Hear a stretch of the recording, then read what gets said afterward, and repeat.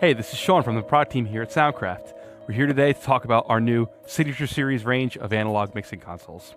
So the Signature Series range is comprised of standard Signature Series mixers, of which there are 4 frame sizes, and the Signature multi-track consoles, of which there are 2 frame sizes.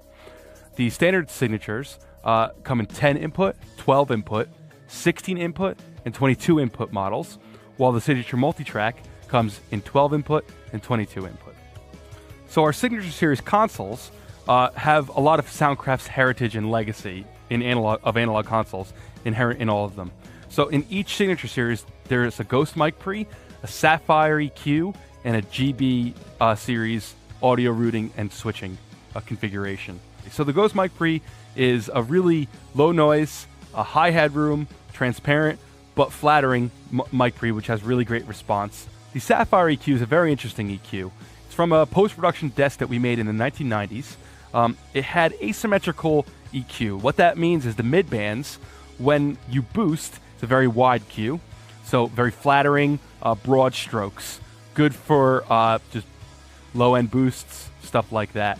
And the mid-bands have a narrow cut, so very good for finding a nasty resonance on a snare drum, for instance, or getting rid of that fizzy bit of the guitar. Anything that needs a surgical cut, anything you want to get rid of, the Sapphire EQ does that just naturally.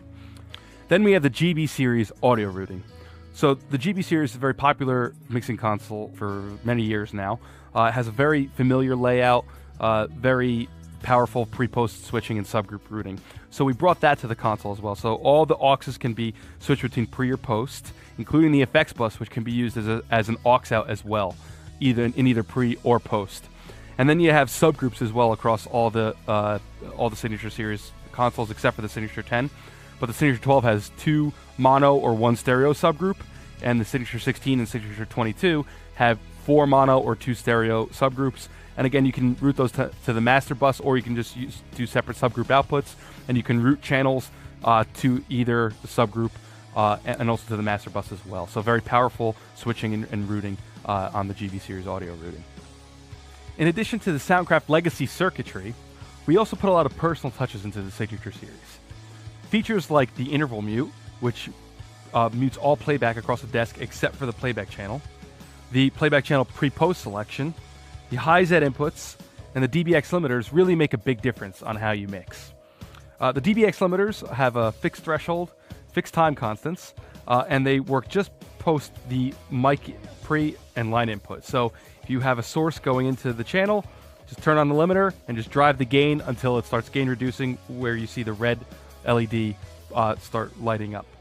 The high Z inputs are great. It gives you proper impedance for a passive pickup, like on an electric guitar and a bass, or even an acoustic guitar as well.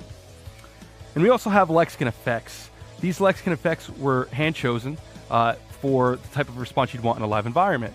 So we have your typical Lexicon reverbs, your Hall algorithms, plate algorithms, even springs, gated reverb, stuff like that. We have delays and modulations like rich studio choruses and modern choruses. We also have combined effects as well, where on one algorithm you have both reverb and delay, reverb and chorus, things that are tailored to get the best sound in situations like folk music, singer-songwriter stuff, and similar. And finally, all the Signature Series consoles, both the multi-tracks and the standard Signature Series, have USB interfaces.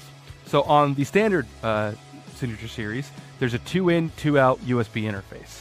And it also comes back in on a channel, so that allows you to have EQ and a fader for your USB return from your DAW or from your computer.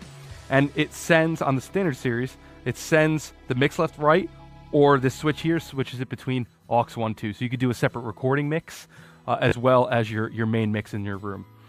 And then with the Signature multi-tracks, we also added a complete multi-track USB interface on the model. So the Signature 12 has a 14-in, 12-out USB interface.